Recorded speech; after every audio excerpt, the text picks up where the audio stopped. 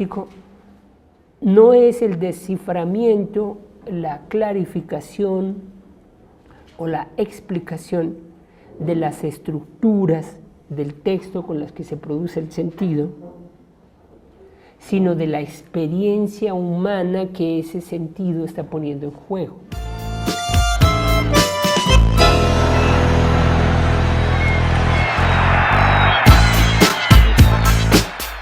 El asunto, digamos, el lenguaje está siempre pensado en el horizonte del diálogo, de la conversación, de la interrelación entre los seres humanos.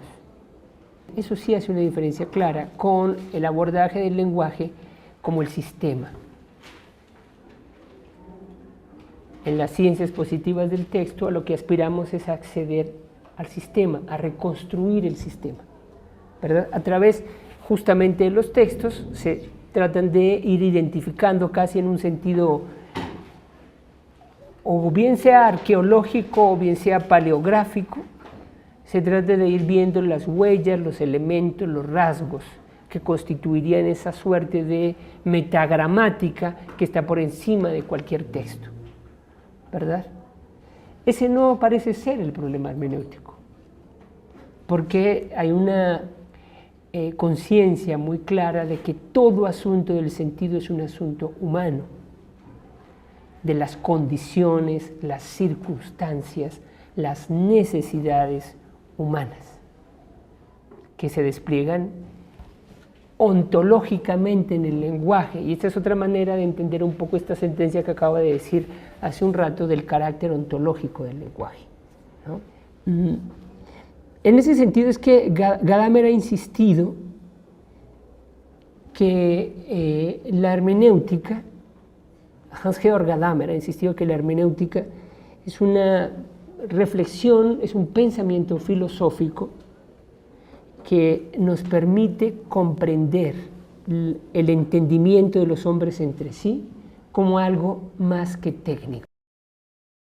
Y en ese sentido es que se plantea Gadamer como parte de una discusión teórica importante en el pensamiento contemporáneo, la cuestión de que la explicación científica no logra dar cuenta de la totalidad y la complejidad de la experiencia humana.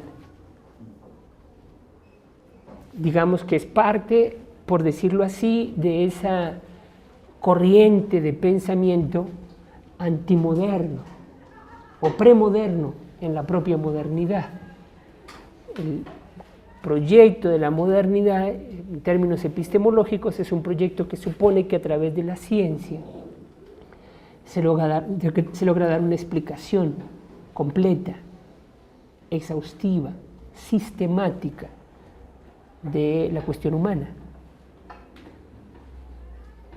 Y un poco lo que esta corriente de pensamiento, que no solamente es de carácter hermenéutico, corre también por otros territorios, pero que en el caso, por ejemplo, de la reflexión que va de Heidegger a Gadamer, muestra la imposibilidad de dar cuenta de la condición humana o de la problemática humana solamente a través de un registro de orden científico y de una explicación de carácter, digámoslo, técnica. Yo creo que aquí se indican como 4 cosas que vale la pena clarificar, digamos, en este planteamiento. Primero, que las relaciones entre los seres humanos no se agotan en las mediaciones técnicas. Segundo, que la comprensión del entendimiento humano no se alcanza en la explicación técnica. Y Gadamer también está ahí sugiriendo, está señalando el asunto de que la explicación científica, digamos, experimenta una profunda crisis en la modernidad tardía, en esta imposibilidad de dar cuenta en su conjunto de lo que Prometeo podría descifrar, ¿sí? Y por último está señalando que quizás haya rutas para salir de esa crisis a través de una comprensión más amplia de la cuestión humana en el lenguaje. Es decir, La hermenéutica en ese sentido estaría dibujada por Gadamer como, por una parte, como una mirada que observa críticamente el estatuto de la ciencia en la sociedad contemporánea, y especialmente tendría en ese sentido como una visión perspicaz respecto a la idolatría de la ciencia en nuestro mundo cultural. Digamos, la imagen de la ciencia y la imagen de la técnica en el mundo contemporáneo, y a la vez estaría buscando una ruta filosófica para poder acceder a un conocimiento más pleno. Es interesante esto porque, digamos, en principio parecería una paradoja. Hace un momento dijimos, hay una mayor conciencia de su fragilidad, pero a la vez hay una búsqueda de una explicación más amplia. Y en realidad los dos términos de lo que aparentemente sería una paradoja son consistentes. La posibilidad de acceder a una explicación más vasta, digamos, desplegada en su profunda concepción sobre el lenguaje. Es decir, a través de la comprensión, digamos, reflexiva, y yo diría también crítica del lenguaje, se tiene la posibilidad de abarcar el arco completo de la experiencia humana. De otro lado, esta posibilidad de alcanzar el arco completo de la experiencia humana requiere necesariamente de un señalamiento crítico de la condición intralingüística de toda exploración lingüística. Esto lo advertía Wittgenstein de otra manera, ¿no? Cuando Wittgenstein hace su crítica del lenguaje, Wittgenstein tiene en su primer momento, saben que Wittgenstein es uno de estos filósofos del lenguaje, quizás es el gran filósofo del lenguaje del siglo XX, que viniendo de la tradición, digamos, de la filosofía racionalista, analítica del lenguaje, que tiene su origen más reciente, digamos, en Frege y luego en Russell, a esa tradición pertenece Wittgenstein, trata de abordar el lenguaje renovando, digamos, me parece a mí, los votos kantianos, pero ya en el horizonte no de las ideas, sino del lenguaje. Recordarán ustedes que Kant se plantea esta idea de cómo necesitamos un examen crítico de las ideas para poder construir un conocimiento fiable, ¿verdad? Un poco lo que dice Kant es, tenemos una multiplicidad de conocimientos y la única manera de poder discriminar, justo eso que preguntabas hace un rato, entre conocimientos más estables o conocimientos más verdaderos o verdadero frente a conocimientos falsos, necesitamos entonces un sistema que someta al propio conocimiento, a los conceptos, a un examen.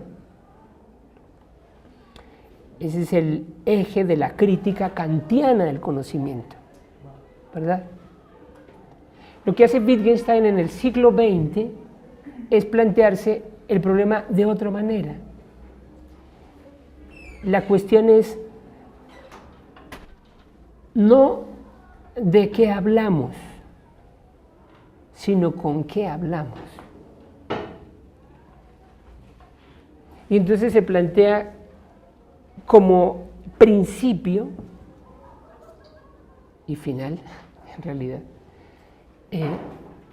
examinemos el lenguaje. Es crucial descifrar si el lenguaje con el que construimos nuestro conocimiento es fiable. Entonces Wittgenstein produce, digamos, una gran crítica del lenguaje, ¿no? Una crítica del lenguaje fundada en ese primer Wittgenstein en una sospecha del lenguaje y una desconfianza del lenguaje. La sospecha y la desconfianza del lenguaje de Wittgenstein está fundada en los grandes edificios que la metafísica ha producido a través del tiempo, ¿verdad? Y en la idea muy aguda de Wittgenstein de que hay problemas teóricos y filosóficos que son solo problemas del lenguaje. Aquí hay una actitud, digamos, perspicaz de desconfianza con el lenguaje. Gadamer y el pensamiento hermenéutico pondrá en juego otra relación con el lenguaje, ¿no? Sí, en ciertos aspectos una relación crítica, pero por otra parte una relación de confianza con el lenguaje, de la que podremos hablar más adelante, ¿no? Esa quizás es la diferencia más importante, digamos, entre la mirada crítica, analítica de Wittgenstein y la mirada hermenéutica, que hay un territorio en el que la mirada hermenéutica tiene una gran confianza en el lenguaje, más similar al segundo Wittgenstein, ¿no? El que penetra, digamos, en ese territorio de pensar el lenguaje como un campo de relaciones complejo entre juegos, ¿verdad? Su desembocar en la idea del juego del lenguaje.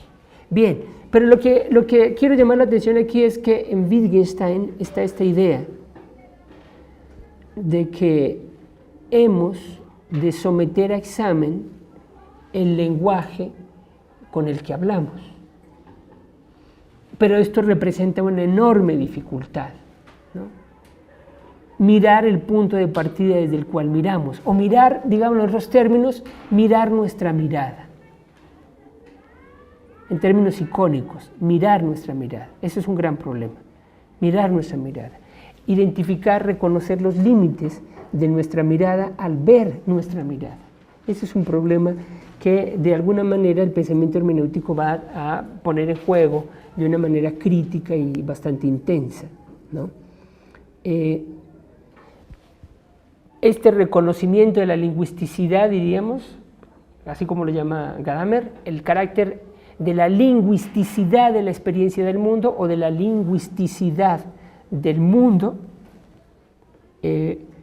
constituye el principio para la posibilidad de un conocimiento más pleno, piensa Gadamer, ¿no? Un conocimiento más pleno que parte justamente de la identificación de sus fragilidades, ¿no?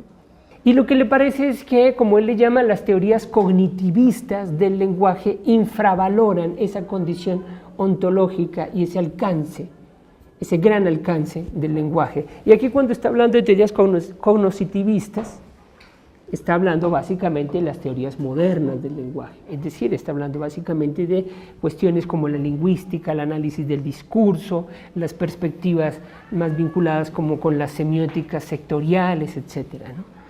Bien, yo creo que esto va mostrando, digamos, el lugar de la hermenéutica en este pensamiento contemporáneo, ¿no? Que atraviesa todos los campos disciplinares, y por eso esta suerte de giro hermenéutico que venimos observando hace aproximadamente 30 años en todas las disciplinas humanas y sociales. Si en los años 50 y en los años 40 las disciplinas sociales se volvieron estructuralistas muy rápidamente, hacia los años 60 y 70 entraron en crisis y asistimos después de los años 70 a esta suerte de giro, de gran giro hermenéutico de las disciplinas sociales y las disciplinas humanas. ¿Por qué este giro? Esa es una buena pregunta, ¿no? ¿Qué sustento tiene este giro hermenéutico que apreciamos en el pensamiento contemporáneo?